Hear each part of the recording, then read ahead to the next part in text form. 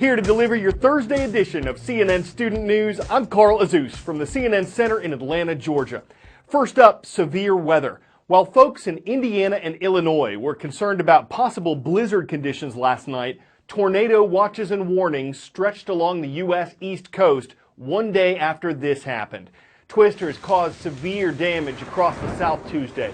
Parts of Louisiana, Mississippi, Alabama, and Florida were all hit. As many as 27 tornadoes were reported. At least 3 people were killed and dozens of others were injured. Florida's governor declared a state of emergency in 2 counties to speed up government help to people there.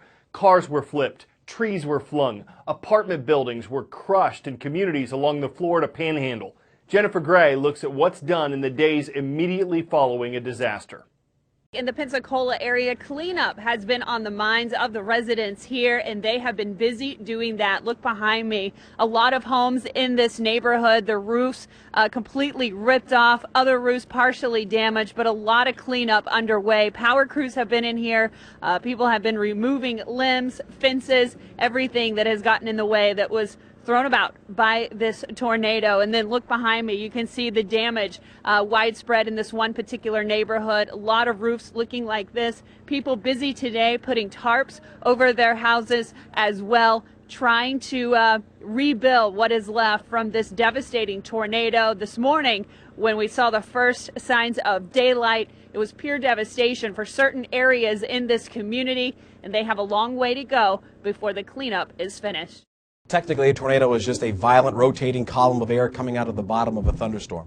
But it takes a lot to get that violently rotating column to come out. All you need for a tornado really to form, though, are thunderstorms and a jet stream. That jet stream's aloft, it makes the energy. If you have moisture at the surface, dry air, cold air, pushing that moisture up, you can get a tornado to form in any state. Those days where all the ingredients combined, you get the humidity, you get the dry air, you get the jet stream, you get upper energy in the jet stream, you get winds turning as you go aloft. Those are the ingredients that cause a big tornado day. The greatest threat of a tornado is being hit by something that the tornado is moving. If you're outside or if you're not protected inside, if you get hit by a 140-mile-per-hour 2x4, you're going to be killed. So you need to be inside on the lowest level, somewhere in the middle of the home, away from windows. When you hear the word warning and you hear your county, that's when you need to take cover. When you hear the word watch, that means something might happen today. Let's have a plan. When you hear the word warning, it's too late to make a plan. You need to already have the plan. Warning's the long word. It's the bad one.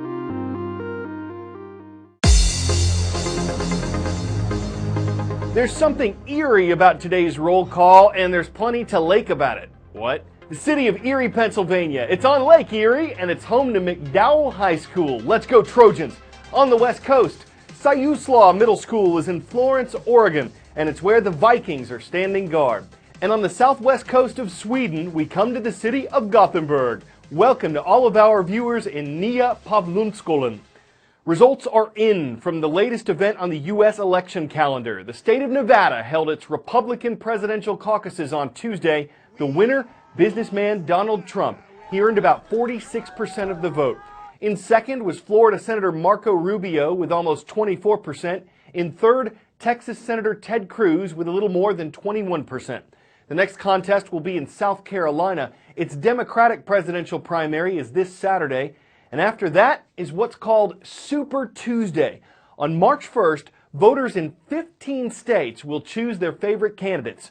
Only one Republican and one Democrat will be on the presidential ballot this November. Super Tuesday has tremendous influence over who those candidates will be. Now let's get more specific. When we say a Democrat or a Republican won a state's nominating contest, what we mean is that they likely won the most delegates.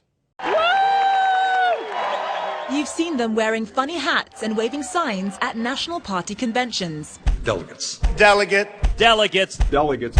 Candidates covet them, but what exactly is a delegate, and why are they so important to the U.S. presidential race? They come from all 50 states, Washington, D.C., and every U.S. territory. Bigger, more popular states like California, Texas, Florida, and New York have more of them. For the most part, candidates win delegates through primaries and caucuses. While the rules vary from state to state, generally more votes means more delegates. This summer, thousands of delegates will come together at their national party conventions, where they declare their support for a specific candidate. Ohio, Madam Secretary, cast all 188 votes for the president and the next president of the United States, Barack Obama. In order to become the party's nominee for president, a candidate must receive a majority of these delegates. For Republicans, 1,237 is the magic number. For Democrats, it's 2,383. And there's an additional wrinkle for Democrats: superdelegates. These are elected officials, governors, senators, and party members. And while there is still more voting to take place, at the end of the day, it's delegates that win elections. The field of Republican and Democratic hopefuls has narrowed a lot since last summer. There are currently 5 Republicans still in the race. There were 17 in August.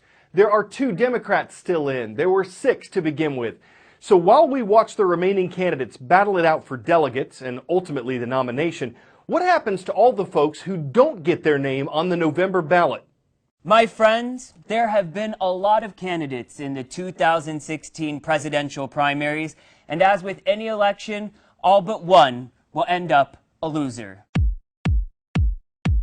But don't feel bad for those people dropping out of the race. No, they may have already won both politically and financially just for being in the mix. The national exposure and loyal following from people like you often translate into mega money. Take my good friend Mike Huckabee. He is the prime example. He had the good fortune of not losing once, but twice, and he turned it into book deals, a radio program, and even a talk show on Fox News. There are not just financial benefits to losing, there are also political benefits. Getting knocked out of the primary can help you win the nomination the next time around. John McCain, Mitt Romney. Or it can help you land a major political appointment. Secretary of State Hillary Clinton, Vice President Joe Biden. Many presidents have had to lose before getting elected. Just think of John Adams, Thomas Jefferson, Richard Nixon, and even Ronald Reagan. Win, and you get stuck with the nomination. Lose, get loads of media attention, and cash in. Suddenly it sounds like a win-win to me.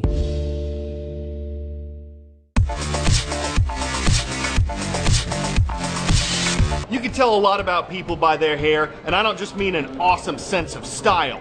Each strand lives for about 5 years. It contains info on genetics. It can indicate whether someone's been exposed to toxic substances or if they've done drugs or painkillers. But one thing a strand of hair doesn't reveal is the gender of the person who grew it. The structure's the same for men and women. Now that's random.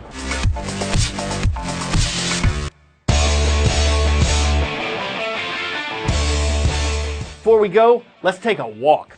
Maybe this robot doesn't have quite the same swagger or the same stride of a homecoming king, but it's got some of the same moves. Opening doors, check. Walking to school in the snow, check. Keeping its balance, sure. Granted, it kind of walks like a toddler with a stomachache. It consumes a lot of power, and its price tag is estimated to be over $1 million. But on the plus side, it stays focused even when there are challenges. And in this latest video from an American robotics company, it clearly shows the steps technology has taken. Still, if this thing were to meet a homecoming king on the dance floor, our money's on the human. Oh, of course the machine can do the robot. It can probably pop and lock. It's great at the electric slide. It has a few loco motions, and it's mastered the bot scoot and boogie. Come to think of it, the bot's abilities are broad unless Walk This Way comes on, and then it's anything but American smooth. I'm Carl Azuz, and we're waltzing out the door.